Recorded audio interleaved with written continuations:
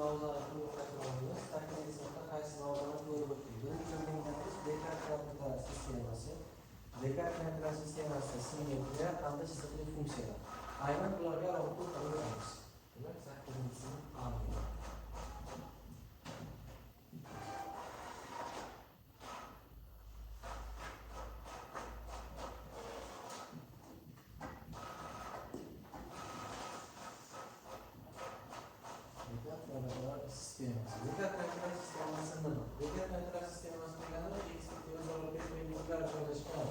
İşte doğrultusuzdan ibaret olan koordinat sistemasi Descartes koordinat sistemasi deyiladi. Descartes koordinat sistemasida ikki rakamli kesishgan O, ya'ni 0 10 bu koordinatda boshqa deyiladi. Hop.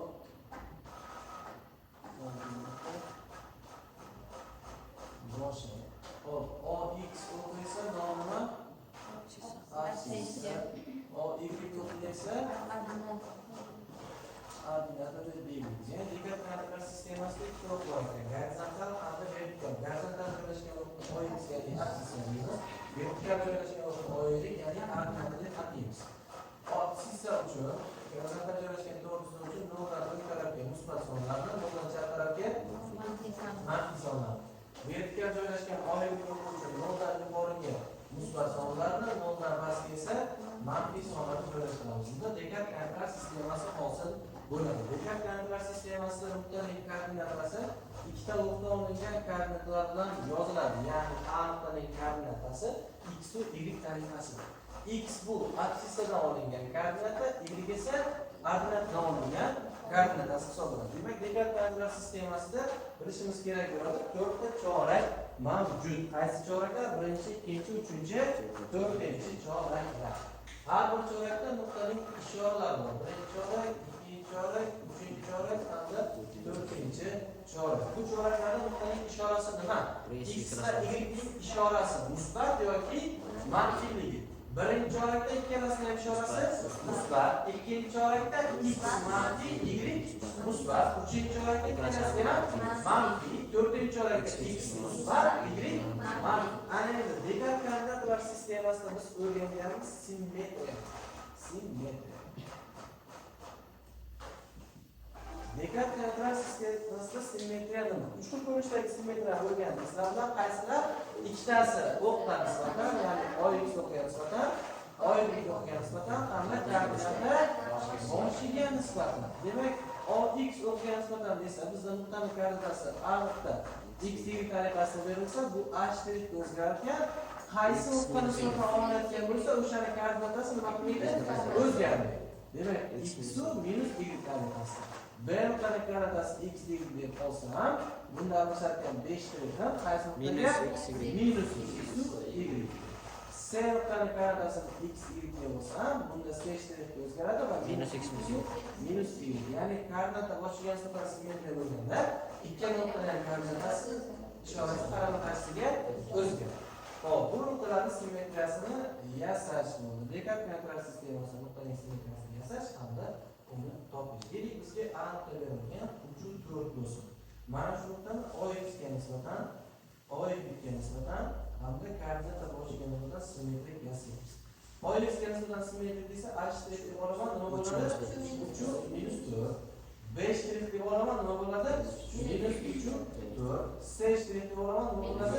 Minus 3 minus 4. Ya'ni bu nuqtalarni simmetrik yasash bo'ladi. Simmetrik yasash nima desa, OY o'qiga, OX o'qiga nisbatan aks yasash. O'sha to'g'risidan olingan masofalar ikkalasida ham nima bo'lishi kerak? Bir xil bo'lishi kerak. Xo'p, undan keyin sizlar bilan o'rgandik funksiyalar. Ya'ni qaysi ko'rinishdagi funksiya deylik? Chiziqli funksiya. Chiziqli funksiya. Aynan bular qaysilar? Chiziqli funksiyalar biz ikkita ko'rinish o'rgandik. Ikkita ko'rinish deganda qaysilarni tushunamiz? Birinchisi y teng x hamda ikkinchisi y teng x plus b. Ikkala funksiyamiz ham chiziqli funksiyalar. Nimaga desa, Descartes koordinat sistemasida funksiya grafikini tasvirlasak, ikkalasini ham grafiki nimadan iborat bo'ladi? To'g'ri chiziqdan iborat bo'ladi. Demak, berilgan funksiyaning grafikini tasvirlash qanday bo'ladi? Uning xosalari qanday desa, biz grafik tasvirlash uchun qiymatlar beramiz. Va mana shu yerda ikkita narsani aytib ketganmiz. funksiyada x qanaqa o'zgaruvchi, y qanaqa o'zgaruvchi?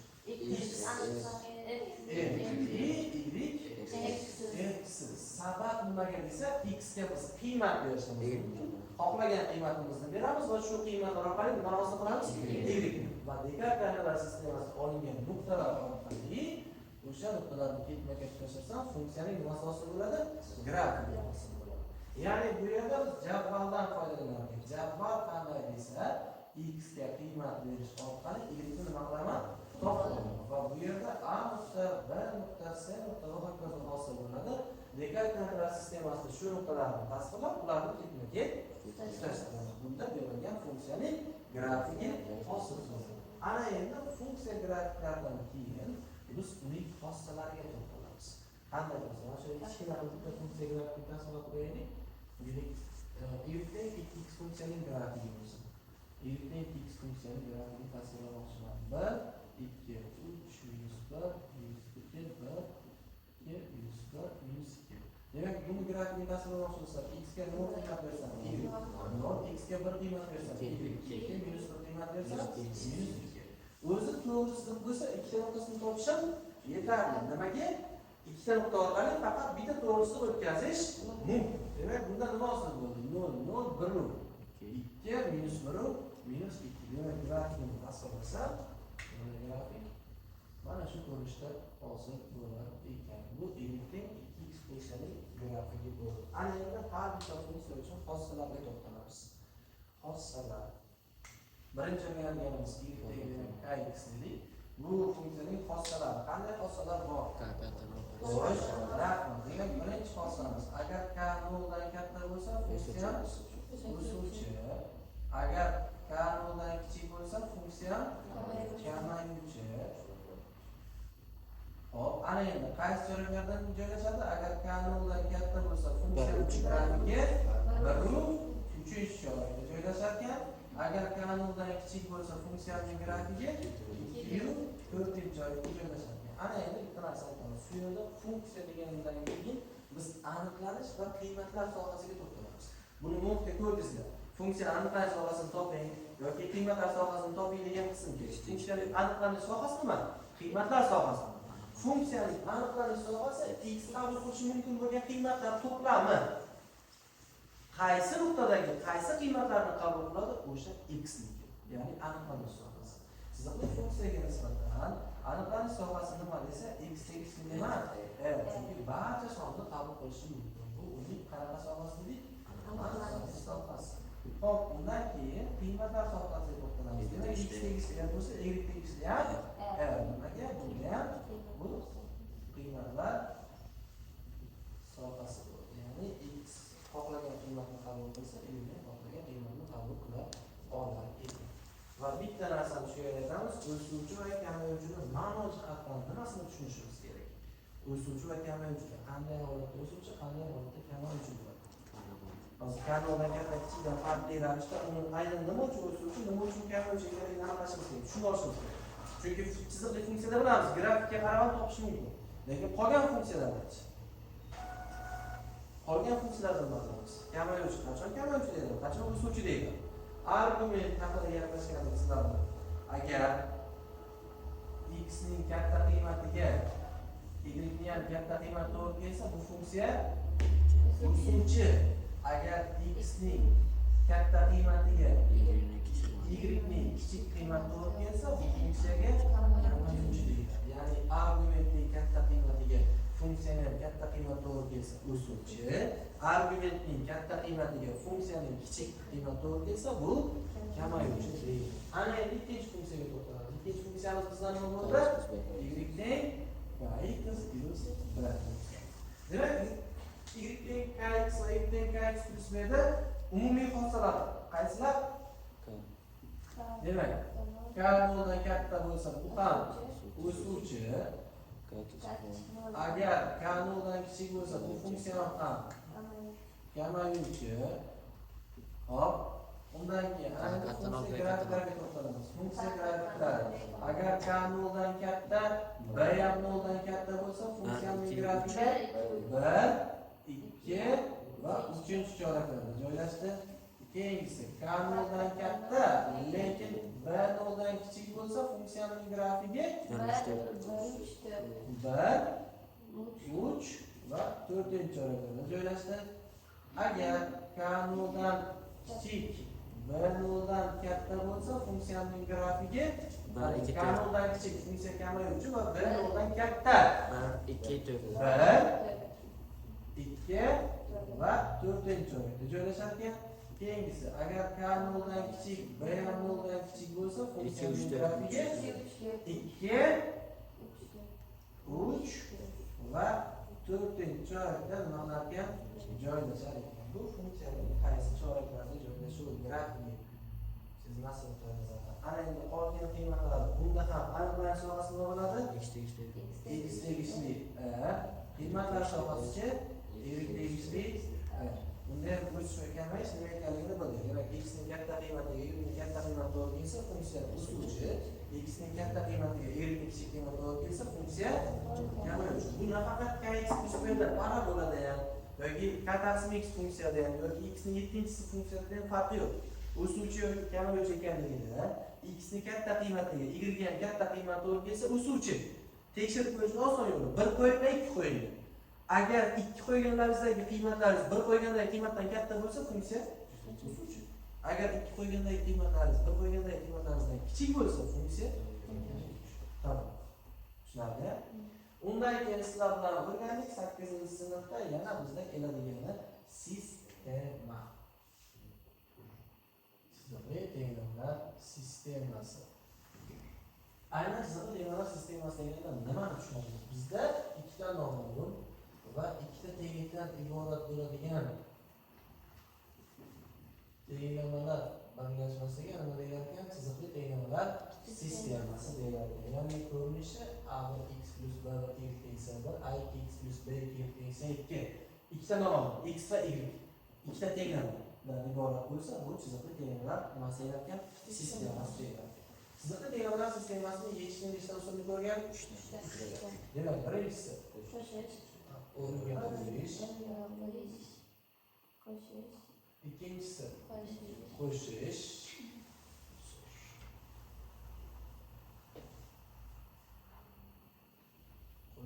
Uchinchisi graf. Ana endi mana shu yerda sizlarga bitta narsa aytib ketganman. Funksiyaning sistemani yechayotganimizda usullarning o'z vazifasi bor. Qanday vazifalar?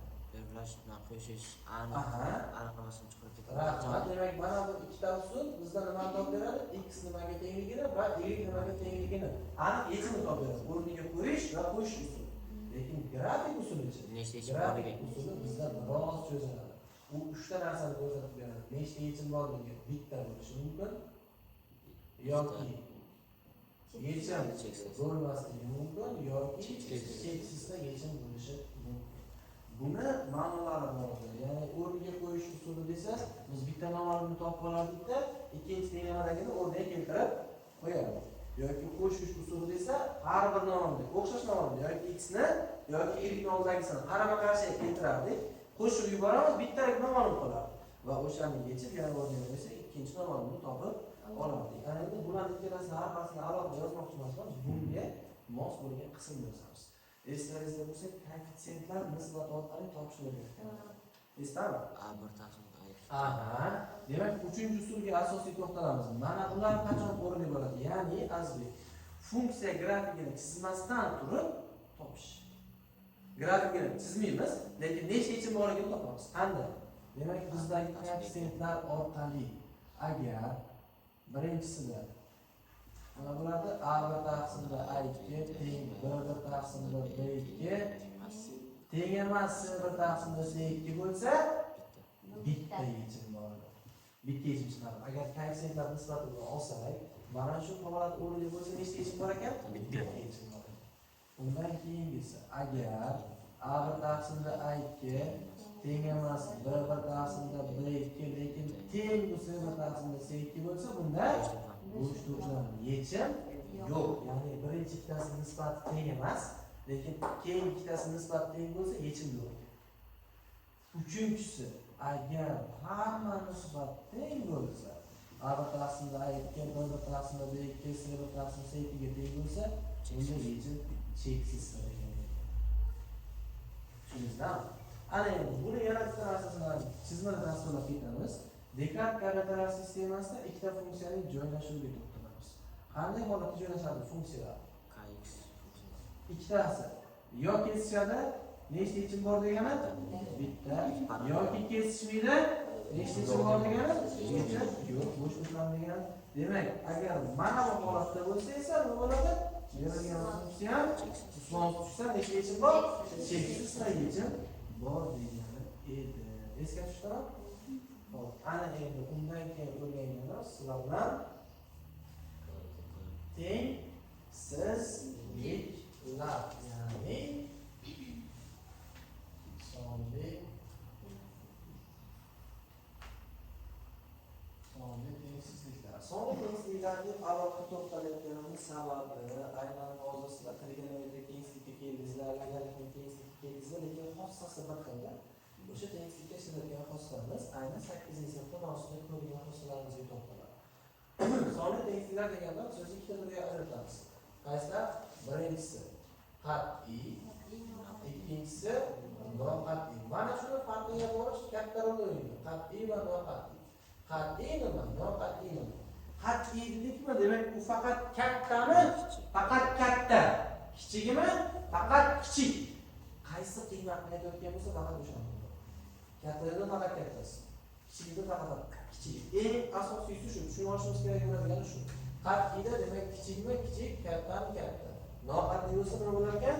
Katta yoki teng, kichik yoki teng. Ya'ni o'zi ham bo'lishi mumkin degan. Mayli o'zi ham keldi.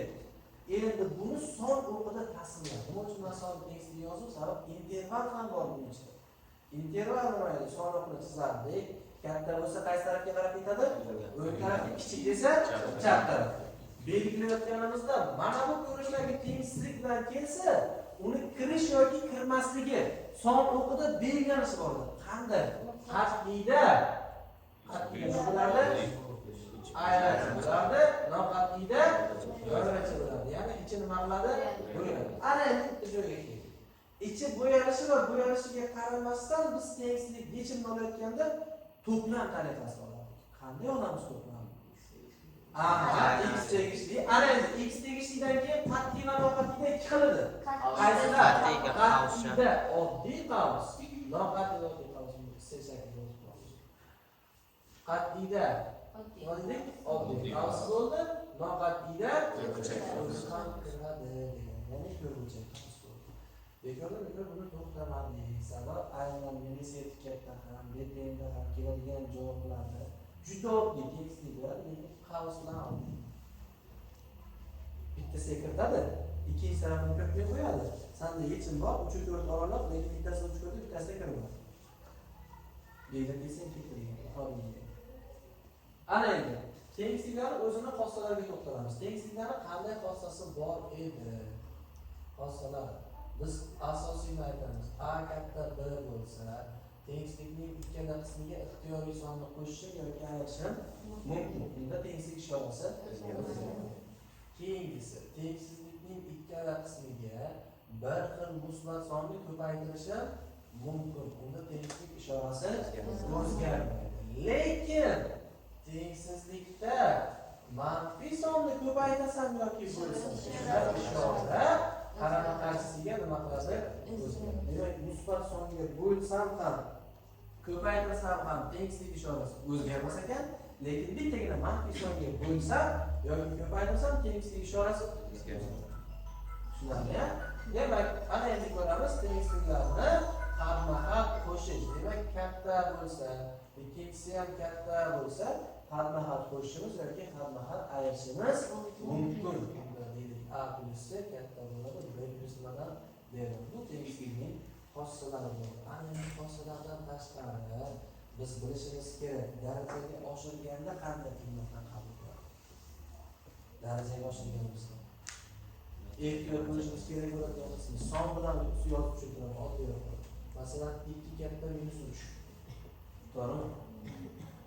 Demak, buni kvadratga oshirmoqchiman.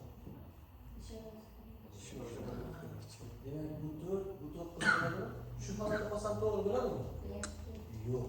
Demak, berilayotgan qismida qachonki tengsizlikning ikkala qismida bir xil musbat son bo'lsa, darajaga oshishi mumkin. Musbat bo'lsa, musbat bo'lsa darajaga oshishi tushundingizmi? Agar A ham B ham 0 dan katta yo'lga teng bo'lsa, bu darajaga oshishi mumkin. Shunda ham farqli ravishda qanday oshirayotgan darajam bu ko'rinishda bo'lsa, bu shart o'rinli bo'lish uchun A katta B va N katta nima bo'lishi kerak? 0. 0 dan katta musbat darajaga oshirsa, tenglik ishorasi o'zgarmaydi. Lekin A ni kichik B ni N kichik bo'lishi mumkin. Qachon A katta B N kichik nima bo'lsa, 0 bo'lsa. Sabab masalan 5 katta 2 dan buni minus 2 darajaga oshirmoqchiman. Nima bo'ladi? 5 minus 2 1 taqsim 5 2 minus 2 1 taqsim 4. Agar shu holatda qo'ysam to'g'rimi? Yo'q, tushunarli emas. O'sha sababli tengsizlik ishorasi nima qildi? O'zgardi. Ana endi sonli tengsizliklarga doir yana bitta misol ko'ramiz. Shunda tengsizliklar tugaydi. Deylik 3x minus 7 katta 5 dan ko'rinishda tengsizlik keltiradi. Buni shunday qilamiz. İşlashimiz uchun tengsizlik belgisini xuddi teng nimadek tasavvur qilamiz va ishlaymiz. Tengsizlik belgisi o'z o'rnida raqamlarda yoziladi. Bu uchun nima bo'ldi? 3x katta 12, x ana endi katta 4. Nimaga 4 yozdim? Sabab 3 musbat son. 3 ga bo'lib yuborsam tengsizlik ishorasi nima qilmaydi? O'zgarmaydi. Demak, x 4 dan katta ekan. Soni noldan. Tengsizlik ishorasiga qaraymiz. Qat'iy mi, noqat'iymi? Qat'iy. Ichi bo'yaladi, bo'yalmaydi. Bo'yaladi. Demak, 4 ni oldim. Ana endi x 4 dan nima bo'lsin deyapti? Katta qaysi tarafga? O'ng tarafga. 4 dan chiqaraman va o'ng tarafga qarab choptiraman. Nima yechim hosil bo'ldi? Mana x 4 dan to'g'ri qayergacha? Cheksizlikgacha. Endi buni yechim tariqasida yozishimiz uchun x tegishli oddiy qavsda 4 dan to'g'ri cheksizlikgacha sonli tengsizliklar ularning xosalari hamda interval usuli bo'yicha. Ana endi hozir sizlar bilan demak sonli tengsizliklar, interval usuli, sonli tengsizliklarni son nuqta tasvirlash, yechimlarni to'g'ri tariqasida ifodalashni ko'rdik. Endi o'rganganimiz modulli tenglama tengsizliklar.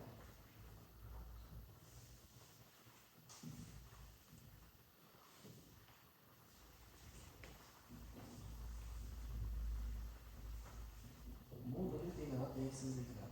Xo'p, modulli tenglama tengsizliklarda nima uchun alohida bo'layapmiz? Sabab ko'pchiliklari shunday qiladi. Modulli tengsizliklarda asosan to'g'rimi? Modulli tengsizliklar tenglama oson. Agar modulda x teng a ko'rinishida tenglama kelsa, birinchi holatda x teng a deb yechamiz, ikkinchi holatda x teng minus a deb yechamiz. To'g'ri? Demak, modulli tenglamani ishlatishi oson.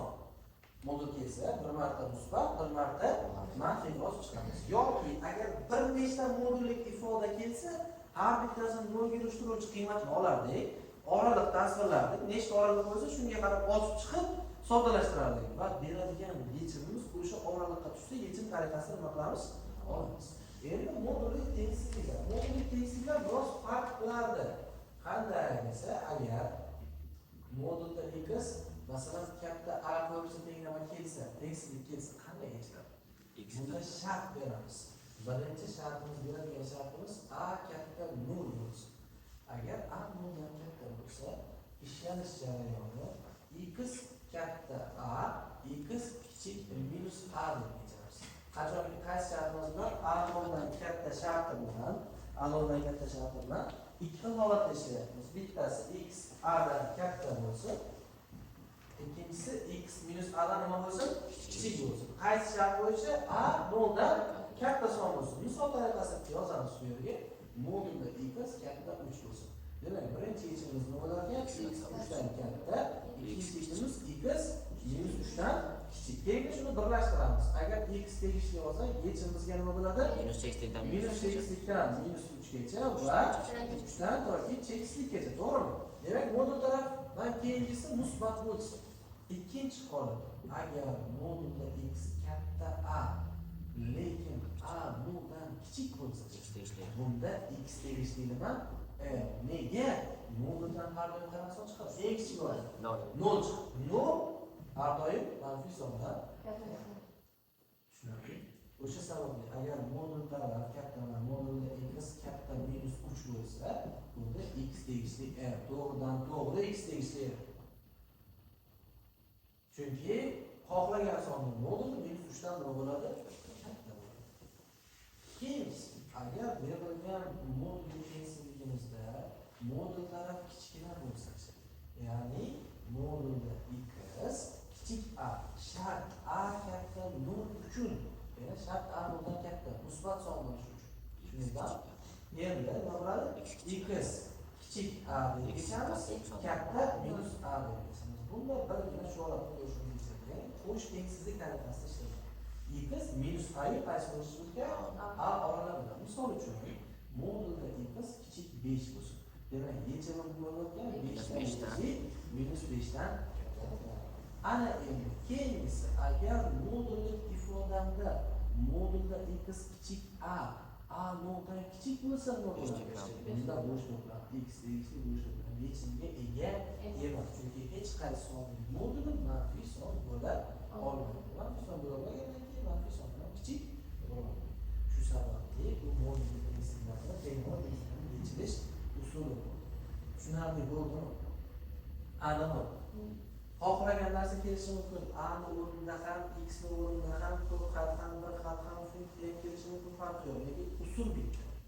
Usullar xuddi shu tariqada bajariladi. Tushunarli? Ana endi kvadrat ildiz.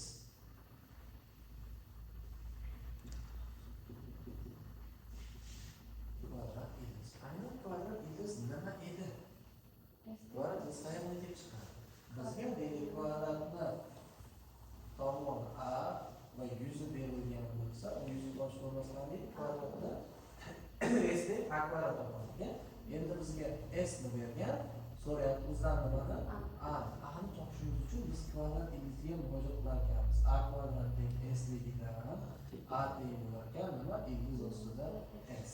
Va bundan ma'lum kelib chiqadi, kvadrat ildiz ostida a uchun qanday xossa bor? A katta teng bo'lishi kerak? Yo'q. Va a'dan chiqadigan kvadrat ildizidan chiqadigan qismini a doim noldan katta yoki unga teng bo'lishi kerak. Ya'ni bu degani, masalan, ildiz ostida a kvadrat kelsa, bu nimaga teng bo'ladi? Modulda a chiqadi. Va bu shart bo'yicha modulda a chiqishi a chiqadi, qachonki a katta yoki teng 0, minus a chiqadi, qachonki a kichik 0 bo'lsa edi. Bu kvadrat ildiz haqidagi tushuncha, kvadrat ildizning bajarilishi. Ana endi kvadrat ildiz xossalariga to'xtalamiz. Birinchi xossamiz nima? Mana shuni o'zi, ya'ni ildiz ostida a kvadratning yo'lida a chiqishi. Ikkinchi xossamiz ildiz ostida a karra b bo'lsa, bu nimaga teng bo'ladi? Ildiz ostida a karra ildiz ostida b. Qachon? A katta yoki teng 0da, b katta yoki teng 0. Chunki ikkalasi ham qanaqa son bo'lishi kerak? Manfiy son bo'lishi kerak. Agar bu ham manfiy, bu ham manfiy bo'lsa, ko'paytma musbat. Lekin alohida unday olamiz. Chunki ildiz ostida 25, minus 25 degan tushuncha yo'q. Tushunarli? Xo'p, undan keyingisi ildiz ostida a taqsimda b bo'lsin. Bu nima degani? Ildiz ostida a taqsimda ildizda b. Nima ifoda bo'lardi? A katta yoki teng 0, b katta 0. Nimaga? B bunga teng bo'la olmaydi. Xo'sh, undan keyin a ildiz ostida b bo'lsa, bu nima bo'ladi? Ildiz ostida a kvadrat b. Hop, bundan keyingisi agar a ildiz ostida b, lekin bunda a noldan kichik bo'lsa, nima bo'ladi? Minus ildiz ostida a kvadrat b bo'ladi. Hop, yaxshi. Ana endi bunga bejiz joy qo'ymoqchiman. O'rgandik, yana bitta xossamizni yozaylik. Ildiz ostida a ni n'inchisi bo'lsa, bu nimaga teng? A ni n taqsimda ikkinchisi. Hop, yana x bo'lsa, bizda keladigan qismlar bilan bitta narsani to'xtalib o'tiraman. Juft va nima? Top darajali ildiz ko'rsatkichi. Juft darajali ildiz ko'rsatkichi deganda kvadrat 4-daraja, 6-chi, 8-chi, 10-chi daraja juft sonlar bo'lsa, mana shu kvadrat ildizni barcha xossalari bo'linadi. Shu bilan ustun tutadi. Lekin top darajalikda ixtiyoriy bo'ladi. Top darajasida manfiyat chiqishi mumkin. Tushunarli? Ya'ni qisqacha yozib qo'ysak, 2n daraja egzosida a va 2n plus 1 daraja egzosida b bo'lsa, bu yerda a katta yoki teng 0 bo'lishi kerak, lekin bu yerda b tegishli. Barcha ismini yozadi. Tushunarli? Yana bitta qosani ko'p keladigan qosan yozaman. n daraja egzosida a bo'lsa, bu qanday yoziladi? n kabi n daraja egzosida a. Tushunarli? Buni keyin yozganimda sababi juftlar topam bo'lishi mumkin. O'sha sababda ehtiyot bo'ladigan qismi bu. Juft darajalaringizda juda ham ehtiyot bo'lish kerak. Aynan juft darajalaringizni aniqlanish sohasiga do'rmagan misolni biz mod SPH deb, ya'ni ildizlik kelganida. Ildiz ostida f(x)ni aniqlanish sohasini bilsa, yoqamiz f(x)ni katta yoki teng 0 deb hisoblash funksiyaning aniqlanish sohasini beradi. Tushunarli? Ana endi ko'radiganimiz kvadrat tenglar.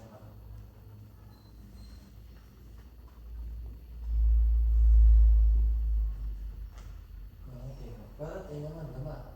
ax kvadrat plus bx plus c teng 0 hamda a teng emas 0 shartni qanday qilish tenglarga kvadrat tenglar deyiladi.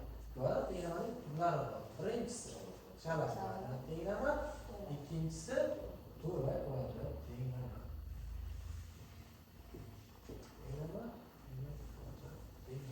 Shalak kvadrat tenglar nima? Bizda a, b, c koeffitsiyentlardan ixtiyoriy bittasi a'dan farqli o'laroq ixtiyoriy bittasi mavjud bo'lsa, bunday kvadrat tenglarga shalak kvadrat tenglar deyiladi. Ya'ni birinchi holatda ax kvadrat plus bx teng 0, ikkinchisi ax kvadrat plus c teng 0. Bularni yechilish usuliga ko'ra qanday bo'ladi? X'ni ta'sirlashdan olib chiqaramiz. Demak, nima bo'ldi? Ikki yechim albatta avval 0, ikkinchi yechimimiz b ta'sirda a. Bu holatdagidachi ax kvadrat minus c, x kvadrat minus c ta'sirda a, x teng minus ildizda minus c ta'sirda a. Ana endi to'la kvadrat teng nima desa, barcha koeffitsiyentlar mavjud. A ham, b ham, c ham mavjud bo'lsa, ya'ni ax kvadrat plus bx plus c teng 0 bo'lishdan bo'lsa, hamda a teng emas 0 sharti qamoqda bo'lsa, bu to'la kvadrat teng nima deydi? To'la kvadrat tenglarni yechimiz uchun biz diskriminantga murojaat qilamiz. Diskriminant nima edi? Kvadrat minus 4ac. Ana endi x guruh 2 ni boshimizni maqsadli minus c taqsimda 2a. Ana endi shu joyga yaxshi narsani yozamiz. Bizda diskriminant kelgandan keyin diskriminant holatlari bor. Qaysi holatlari? Diskriminantda 3 ta holat o'rganamiz. Qaysi? D katta 0, D 0 ga teng, D 0 dan kichik. Rahmat. Bunda nimalar bor desa, agar diskriminant 0 dan katta bo'lsa, x1 va x2 mavjud. Diskriminant 0 ga teng bo'lsa, x1 x2 ga teng. Diskriminant 0 dan kichik bo'lsa, bo'sh yo'qlar. Ya'ni yechim yo'q. Tushunarlimi? Xo'p, ana endi bunga qo'shimcha qiladiganimiz viet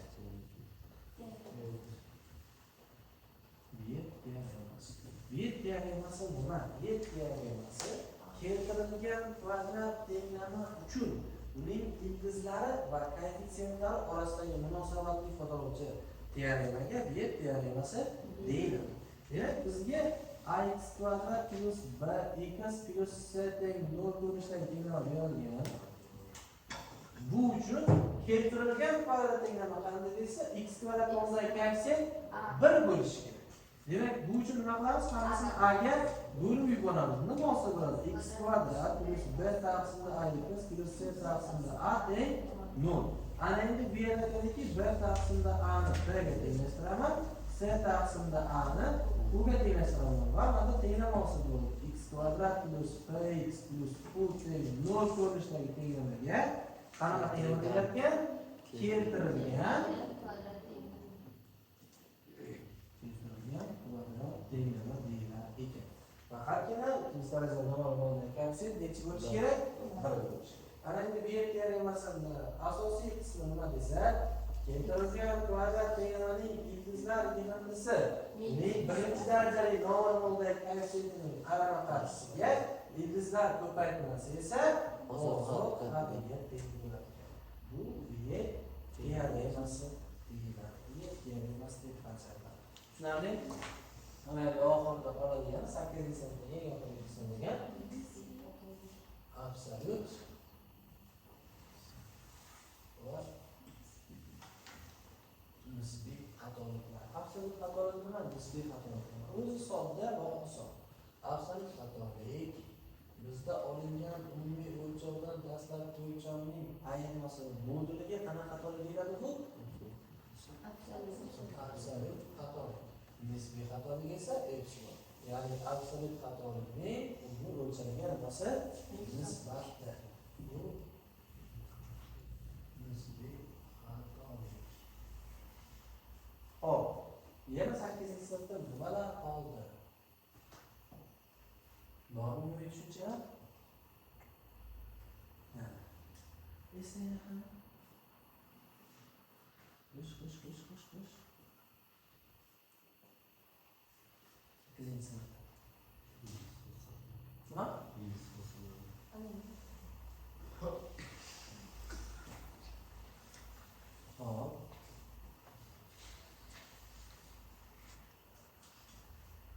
Yana. Tamam, asosiy mavzularimiz o'zi bori shu edi.